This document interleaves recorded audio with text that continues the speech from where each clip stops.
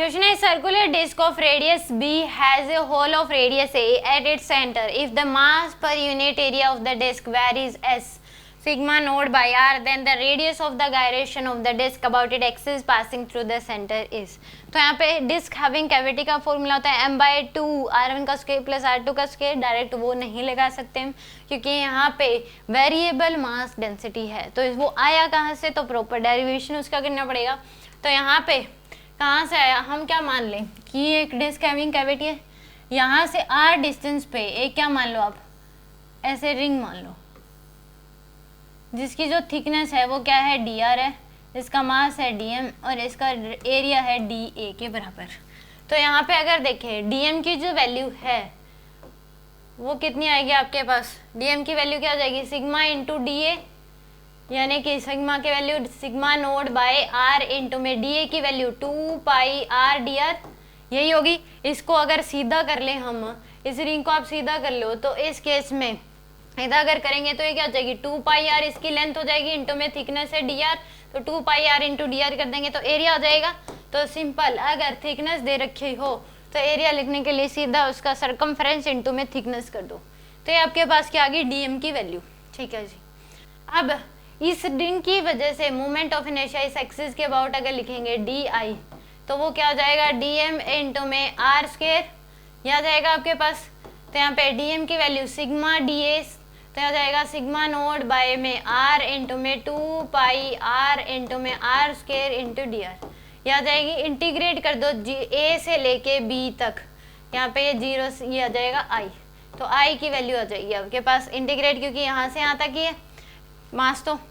तो यहाँ पे i की वैल्यू सिग्मा नोड एक r से एक r cancel, sigma node 2 pi r की पावर 2 dr, लिमिट पुट करेंगे 0 a से लेके b तक. तो i की वैल्यू आ जाएगी आपके पास सिग्मा 2 पाई, ये सिग्मा नोट है सिग्मा नोट, तो सिग्मा नोट 2 पाई r की power 3 divide by 3, limit put करोगे a से लेके b तक. तो i की वैल्यू आ जाएगी आपके पास सिग्मा नोड 2 पाई a की power 3 divide by 3 minus b की पावर 3 डिवाइड बाय 3.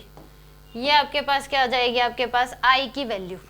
ये क्या आ गया आपके पास i की वैल्यू. तो यहाँ पे सिग्मा नोड 2 पाई 3 बार ले लो, ये आ जाएगा a की पावर क्यूब माइनस b की पावर क्यूब. ये आपके पास i की वैल्यू आ गई. तो यहाँ से हमें निकालना है रेडियस ऑफ गायरेशन, तो m भी चाहिए होगा हमें. तो मास निकाल लो, dm की वैल्यू कितनी है sigma naught by r into 2 pi r dr. तो यहाँ से हम इंटीग्रेट कर दो इसको, 0 से ये m और ये जी a से लेके b तक, m की वैल्यू आ जाएगी, r से r कैंसिल हो गया. तो m इक्वल टू आ जाएगा आपके पास सिग्मा नोड 2 पाई r और लिमिट पुट करोगे 0 से लेके a तक, लिमिट पुट करोगे 0 से a से b तक, सॉरी a से b तक. तो m इक्वल टू आ जाएगा sigma node 2 pi b minus a.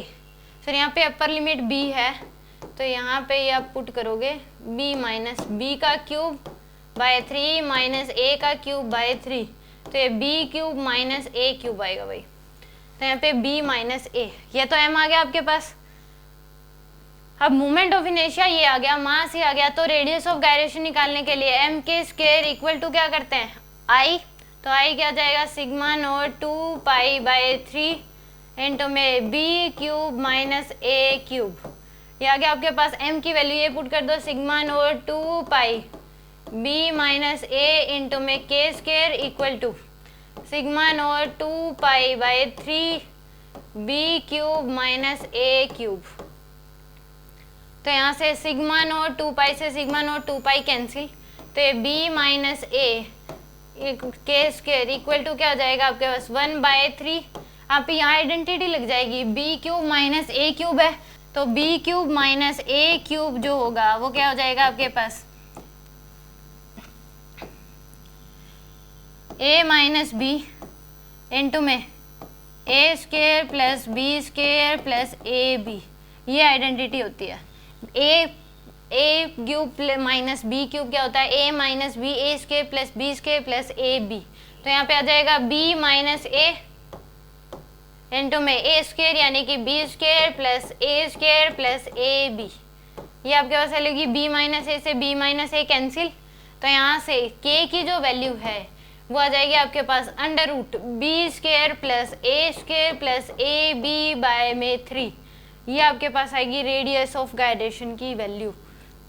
D option क्या हो जाएगा आपके करेक्ट होगा। एक तो आपको ये भी पता होनी चाहिए कि b minus b cube minus a cube की आइडेंटिटी क्या होती है, a cube minus b cube की जो आइडेंटिटी होती है यही होती है a minus b a square plus b square plus a b. ये आपको याद होनी चाहिए, इंटू में होती है। तो यानी कि आंसर आ जाएगा इसका डी ऑप्शन करेक्ट होगा।